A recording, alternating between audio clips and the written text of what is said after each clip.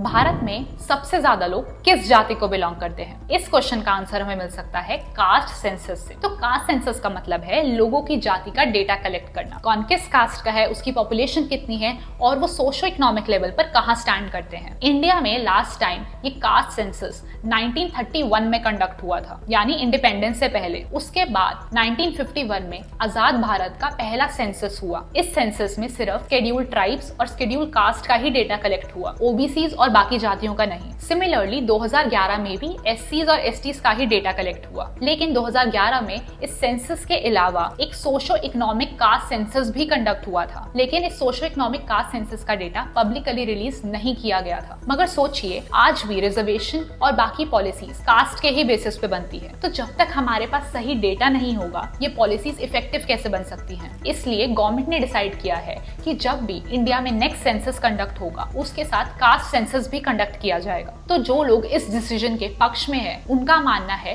कि इस caste census के बाद हमें एक रियलिटी चेक मिलेगा कि जो गवर्नमेंट की रिजर्वेशन पॉलिसीज हैं, इससे पिछड़ी जातियों को एक्चुअली कुछ फायदा हो भी रहा है कि नहीं, या ये रिजर्वेशन पॉलिसी सिर्फ ऊपर कुछ ही कास्ट में कंसंट्रेट होकर रह गई हैं। लेकिन जो लोग इस डिसीजन के पक्ष में नहीं हैं, उनका मानना है कि इस कास्ट सेंसस के बाद लोगों में कास्टिज्म और जाति भेदभाव की भावना और बढ़ जाएगी। और एक ऑर्डर ये भी है कि इस कास्ट सेंसस के बाद कहीं 50% रिजर्वेशन कैप इंक्रीज ना हो जाए। तो आपको क्या लगता है, इंडिया में कास्ट सेंसस कंडक्ट होना चाहिए या नहीं? कमेंट करके बताइए।